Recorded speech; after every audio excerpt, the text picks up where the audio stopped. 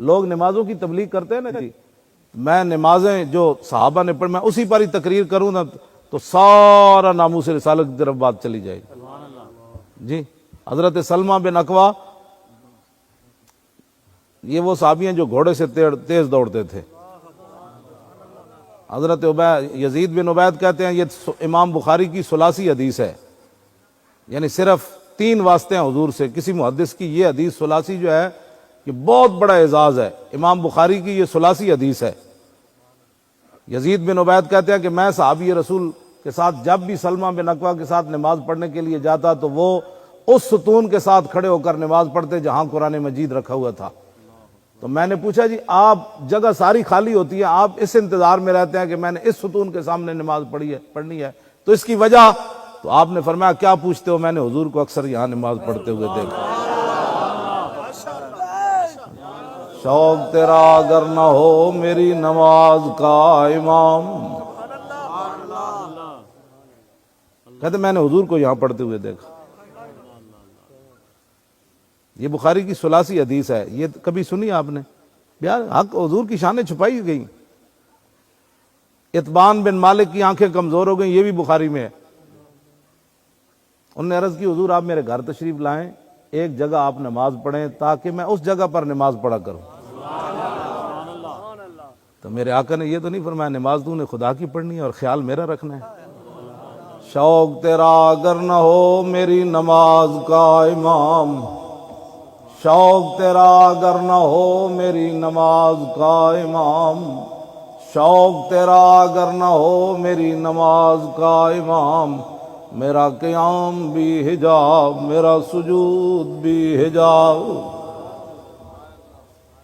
تو میرے آقا نے فرمایا اچھا میں آؤں گا آپ کے گھر، حضور آنکھیں میری کمزور ہو گئی ہیں تو میں گھر میں نماز پڑھنا چاہتا ہوں، تو آپ ایک جگہ آئیں تو میں اس کو جائے نماز بنا لوں گا۔ آپ میں جب بھی میں کھڑا ہوں گا تو میں کہوں میرے آقا نے یہاں پڑھی تھی، میرے آقا نے ایسے یہاں رکوع فرمایا تھا، حضور نے ایسے ہاتھ اٹھائے تھے، حضور بیٹھے ایسے تھے، حضور نے اس دن لباس ایسا پہنا ہوا تھا، حضور کی زلفیں یہاں تک پہنچی ہوئی تھی۔ شوق تیرا اگر نہ ہو میری نماز کا امام، حضور نے سلام ایسے پھیرا تھا، رخسار مجھے ایسے نظر آئے تھے، پھر حضور نے ایسے پھیرا تھا، وہ چٹائی پھر ایسی تھی اس دن، حضور نے وضو یہاں فرمایا تھا۔ یہ ساری ادائیں تھیں جو حضور میں یاد کر کر کے نماز پڑھا کروں۔ شوق تیرا اگر نہ ہو میری نماز کا امام، میرا قیام بھی حجاب میرا سجود بھی حجاب۔ واہ کلندر واہ، کیا بات کر گیا۔ میرے آقا نے فرمایا میں آ رہا ہوں۔ حضرت اتبان بن مالک کہتے ہیں کہ میں نے دیکھا صبح صبح میرے آقا و مولا صدیق اکبر کو ساتھ لے کر میرے گھر آ گئے۔ کہنے لگے میرے پاس تو کوئی ایسی چیز نہیں تھی، ایک چٹائی تھی، میں نے اسے دھونا شروع کر دیا۔ تو میں نے کہا جی جناب کیا نوش فرما، کیا کھائیں گے، کیا کھائیں؟ حضور نے فرمایا چھوڑو کھانے پینے کی بات، پہلے جس کام کے لیے بلایا وہ کام تو کرواؤ۔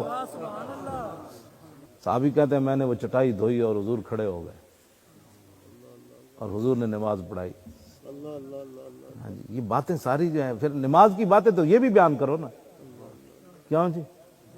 انس بن مالک کہتے ہیں آخری جو نماز حضور پڑھنے کے لیے ہم پڑھ رہے تھے، صدیق اکبر پڑھا رہے تھے، یہ بخاری کی حدیث ہے، کہتے ہیں حضور نے اپنے گھر مبارک کا پردہ ایسے کھڑکی سے ہٹایا، تو کہتے ہیں جب رسول اللہ نے ہمیں دیکھا تو ہمیں ایسے جیسے قرآن سامنے آ گیا،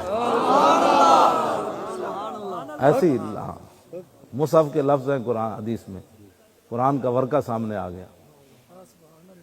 فرمایا قریب ففہمنا ان نفتتنا، فرمایا قریب تھا کہ ہم حضور کو دیکھنے کی برؤیت النبی، حضور کو جو ہمیں دیکھنے سے خوشی ہو رہی تھی نا، قریب تھا کہ ہم نماز کو توڑ دیتے برؤیت النبی۔ ہاں جی، لیکن حضور نے پردہ نیچے کا، حضور نے تبسم فرمایا، کہتے ہیں سارے کے سارے ہم حضور کو دیکھنا شروع ہو گئے، پڑھ نماز اللہ کی رہے تھے، حضور نے پردہ تو اس طرف سے ہٹایا، کعبہ شریف تو ایسے ہے، حضور کا گھر تو ایسے ہے، صحابہ ایسے منہ کر کے کھڑے تھے یا ایسے منہ کر کے کھڑے تھے، اس کا عقدہ تو آج تک نہیں کھلا۔